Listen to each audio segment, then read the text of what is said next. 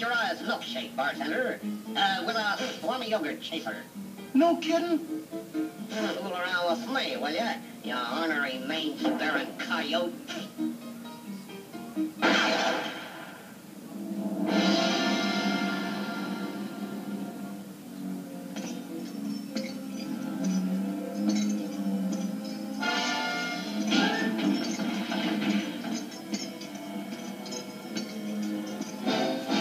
Pick him up, Pomber. You're under arrest. Probably didn't have his iron today. Actually, Daffy, craving iron is not exactly a sign of iron deficiency. The earliest sign of iron deficiency is poor concentration, a short attention span, and cognitive impairments. In children, we can see this in the form of listlessness, behavioral disturbances, impaired performance in cognitive tasks, and some irreversible impairment of learning ability.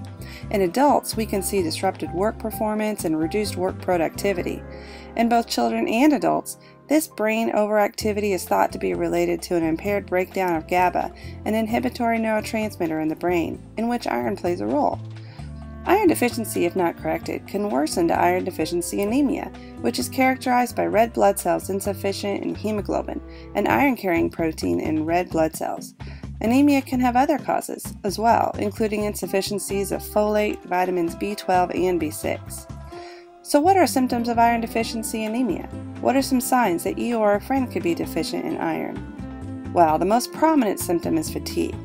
Often, anemia is associated with coldness in the hands and feet, and restless leg syndrome may also be a sign of inadequate iron status.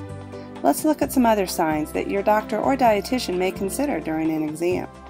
First, let's look at the eyes. The lower eyelid should have some red tint to it. If it is a pale pink, this could be a sign of anemia. Other clues are pale skin and sores along the corners of the mouth can be a sign of iron deficiency. These sores are called angular stomatitis. Angular stomatitis can also be caused by other nutrient deficiencies, such as zinc, so its presence does not necessarily confirm iron deficiency. Looking further into the mouth, we can tell a lot by looking at the tongue. An iron deficiency can cause glossitis, or inflammation of the tongue, as lack of iron can cause atrophy of the papillae on the tongue. It can also lead to burning and redness of the tongue. In extreme cases, the tongue can become completely smooth, waxy, and glistening due to the loss of the papillae on the tongue surface. Anemia can result in gastritis or inflammation of the stomach that leads to achlorhydria, which is an absence or extreme reduction in stomach acid. With iron deficiency anemia, we can also see dysphagia or difficulty swallowing. The fingernails can also be a revealer of many nutrient deficiencies. In iron deficiency anemia, we can see koilonychia. This is when the nails have a spoon-shaped appearance, as these pictures show. Perhaps one of the most interesting symptoms of iron deficiency anemia is pica. Pica is a condition not fully understood. It is characterized by eating non-food substances such as dirt, paper, clay, hairballs, paint, sand, and animal feces. Pica is also associated with powerful ice cravings.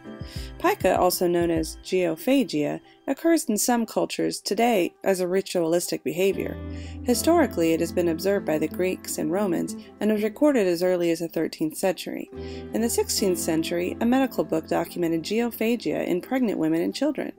It was common among slaves in the U.S. during the 19th century. The word pica actually comes from the Latin word pica, which means magpie. Some presume the term pico was given to this condition in honor of the magpie's odd eating behaviors. There is still some disagreement as to whether pica is caused by iron deficiency or whether pica causes iron deficiency, as many of the foods eaten in pica can interfere with iron absorption. So what do you do if you think you have anemia? Well, you should have your doctor draw blood and look for anemia. As there are more than one cause of anemia, this would be a safe way to know how to treat it. Iron deficiency can be improved by eating more iron.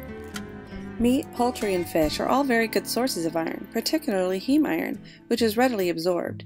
If you are unable or choose not to eat meat, then choose plant sources that are high in iron, such as tofu, tempeh, and other soybean foods, legumes and lentils, fortified cereals, baked potatoes with skin, spinach, and prunes.